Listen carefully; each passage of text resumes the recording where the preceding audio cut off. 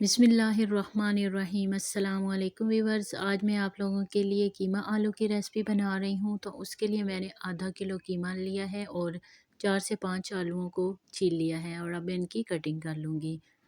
और टमाटर 3 अदद लिए हैं, एक गुट्टी लहसुन ली है, 4 से 5 सब्ज़ मिर्च हैं और 2 अदद प्याज हैं।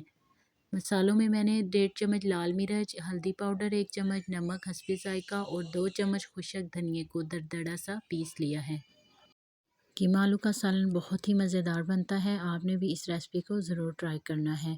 और अब मैं कुकर में सबसे पहले गोश्त शामिल करूँगी और कटी हुई तमाम अशिया भी इसी के अंदर ऐड कर लेंगे और मसाला जात भी ऐड कर लेंगे। अब हमने इसके अंदर 2 गिलास पानी शामिल करना है और फिर इसको अच्छे से मिक्स कर लेना है। और आज जुमे का दिन है और मेरी ज़्यादा से ज़्यादा कोशिश है कि मैं दुरूद शरीफ पढूँ, तो आप भी कोशिश करें कि जुमे को ज़्यादा से ज़्यादा दुरूद शरीफ पढ़ा करें, क्योंकि इसकी बहुत फ़जीलत है और दुनिया और आखिरत में बहुत फ़ायदे हैं।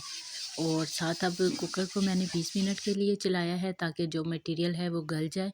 और आप देखेंगे सारा कुछ बहुत अच्छे से गल चुका है। और अब इसके अंदर मैं घी शामिल करूँगी और इसकी भुनाई स्टार्ट कर लूँगी। घी आप अपनी मर्ज़ी से ऐड करें, अगर आप कम यूज़ करते हैं तो कम ऐड करें और अगर ज़्यादा लाइक करते हैं तो ज़्यादा ऐड कर लें। और अब मैं साथ ही साथ कीमा भुनने के आलू भी कटिंग कर लिए हैं क्यूब की शक्ल में। और फिर कीमे की जो है वो भुनाई अच्छे से हो चुकी है और आप देख सकते हैं कि कीमे का घी जो है वो अलग हो चुका है। और यही इसकी निशानी होती है जब सालन भुन जाए। तो अब हमने इसमें आलू शामिल कर लेने हैं। आलूओं को हमने थोड़ी देर के लिए मिक्स करना है और पकने देना है। और फिर इसके अंदर जितना शोरबा आपने करना है, और अगर नहीं करना तो थोड़ा पानी ऐड करके इसको गला लें, लेकिन मैं इसमें थोड़ा सा शोरबा बनाऊंगी इसलिए मैंने इसमें 2 गिलास पानी शामिल कर लिया है। और मैं इसको अब इतनी देर पकाऊंगी कि आलू जो हैं वो बिल्कुल गल जाएं। और आप देख सकते हैं कि ये आलू भी बहुत अच्छे से गल चुके हैं पकने के बाद।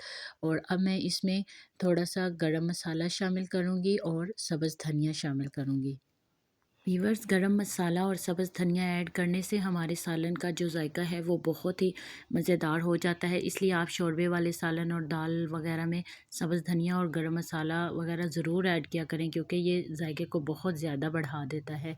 और आप देख सकते हैं कि ये हमारा सालन जो है वो कितना मज़ेदार और जायके वाला तैयार हुआ है और इसको खाने में भी बहुत मज़ा आया है। आप भी इस रेसिपी को ज़रूर ट्राई कीजिएगा।